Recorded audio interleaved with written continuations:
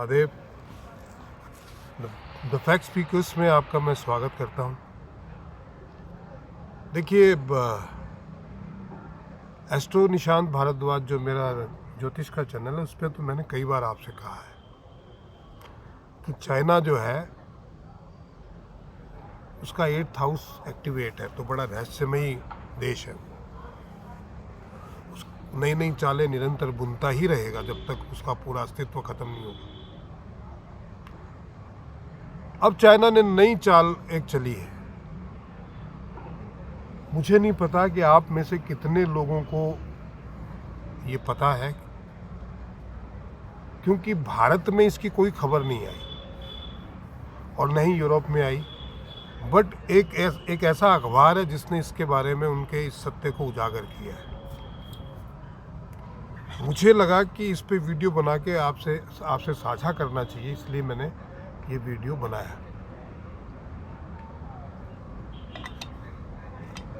मैंने ये कहा था अपने एस्ट्रोलॉजी के चैनल पे कि मई जून में चाइना जो है हमारे साथ कुछ न कुछ गड़बड़ करेगा।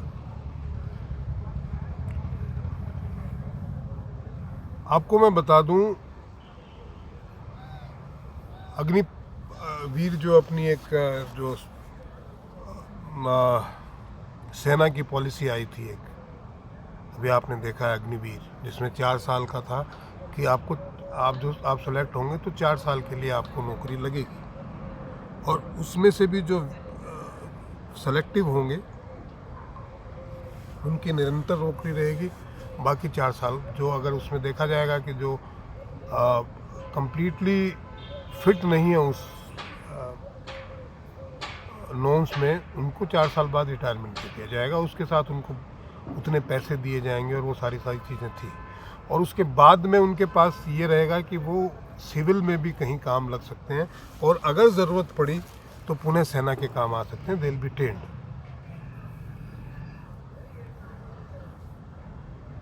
उस बात को नेपाल में ओली सरकार ने इशू बनाया कि भी गोरखा रेजिमेंट्स में जो गोरखा जाते हैं वो 4 साल के लिए क्यों जाए। वो तो पहले भी इसके खिलाफ थे, क्योंकि चीन के चंगुल में वो कम्युनिस्ट है ओली, तो वो पहले भी खिलाफ में थे कि नेपाल के गोरखा जो है गोरखा रेजिमेंट में जाने नहीं चाहिए।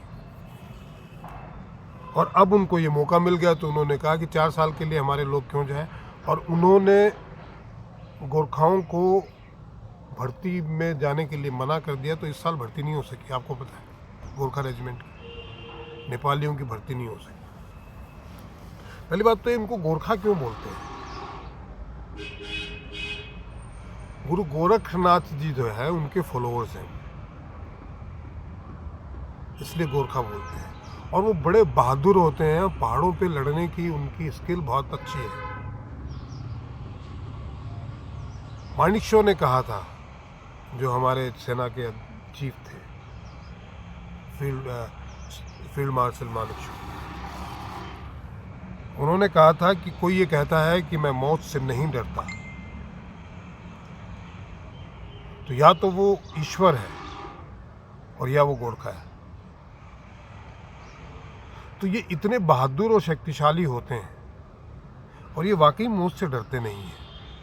इसीलिए भारत के अलावा ग्रेट ब्रिटेन की जो आर्मी है उसमें भी एक गोरखा रेजिमेंट है, वहाँ भी इनकी भर्ती होती है। अब चाइना ने क्या चाल चली है? चाइना के सैनिक तो बड़े डरपोक हैं। आपने देखा भी होगा, गलवान में भी और भी जितनी बार भी युद्ध हुए हैं, आते बड़े फूफा करके हैं, फिर जब युद्ध होता है तो भाग जाते हैं,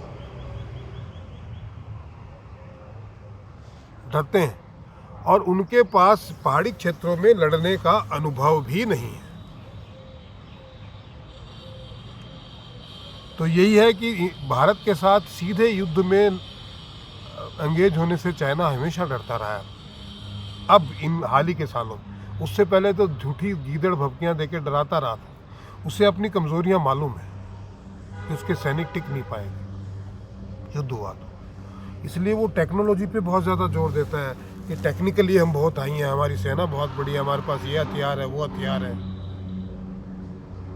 हम सैटेलाइट वॉर कर सकते हैं, ऐसी बहुत सारी चीज़ें वो करता रहता है।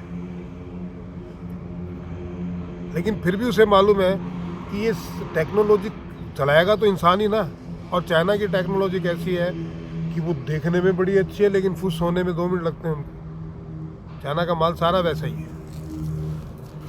जो चाइनीज़ मिसाइल्स जो हैं चाइना ने पाकिस्तान को दी थी, जो चाइना के साथ मिलकर पाकिस्तान ने डेवलप की, और वो उन्होंने यूक्रेन को दी। यूक्रेन के उस पर्टिकुलर बटालियन के चीफ ने कहा है कि पाकिस्तान की मिसाइलें तो मिसफायर हो जाती हैं, निशाना कहीं लगाना होता है चली कहीं जाती है, जिस रेंज को लगाते हैं उससे कभी 50 मीटर आगे जाके गिरती है तो कोई 50 मीटर पहले ही फूट जाती है। तो ये तो चाइना की मिसाइल्स के हाल है। और ये चाइना वाले भी जानते हैं कि आनन फानन में दिखाने के लिए हमने बना लिया, बाकी उनकी कोई चीज़ काम की नहीं है। बट अब उन्होंने अपनी इस कमज़ोरी से पार पाने के लिए उन्होंने एक निर्णय लिया है कि China will create a Gorkha regiment. और ये बहुत गंभीर विषय है, ये उसकी बड़ी गहरी चाल है कि भारतीयों को ही भारतीयों को खिलाफ लड़ा दिया जाए। और वो जो आए हैं, क्या नाम है उसका, प्रचंड और ओली, तो प्रो चाइनीज़ हैं। उसके लिए उन्होंने अपनी सेना के जवानों तक को परमिशन दे दी कि भर्ती हो जाओ,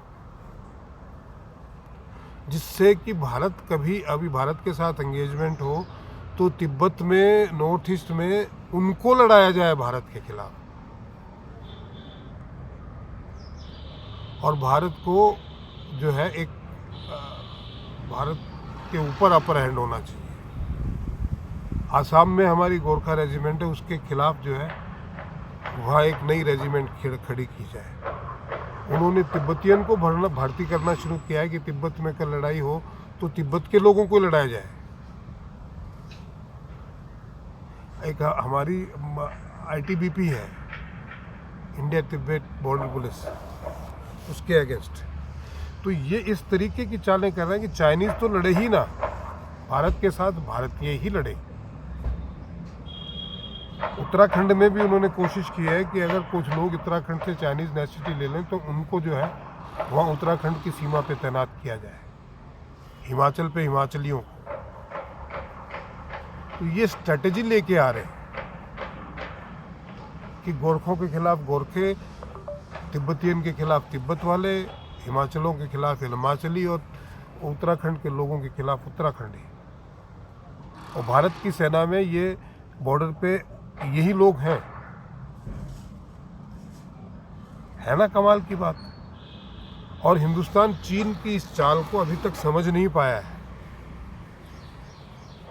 इस चीन की चाल का सरकार क्या काट निकालती है ये तो आने वाले समय में ही पता चलेगा। बट जब मुझे पता है, जब यूरेशिया टाइम्स के संपादक, ये जो रिपोर्टर्स को पता है, तो सरकार को भी पता ही होगा और सरकार कोई ना कोई रास्ता इस पे निकालेगी, ऐसी उम्मीद है। बट ये जो उसकी चाल है, ये है बड़ी खतरनाक। इसका रास्ता, इससे बचना बड़ा ज़रूरी है। इसी तरीके के किस्से और सत्य को मैं उजागर करता रहूँगा द फैक्ट स्पीकर्स पे। आपसे निवेदन है कि ज़्यादा से ज़्यादा लोगों तक इन वीडियो को पहुँचाइए शेयर करके। कमेंट कीजिए, सब्सक्राइब कीजिए, शेयर कीजिए और साथ दीजिए दोस्तों। मेरी आवाज़ के साथ अपनी आवाज़ मिलाइए और हमारी आवाज़ बनाइए। चलो सत्य का परचम ऊंचा लहराते हैं। महादेव।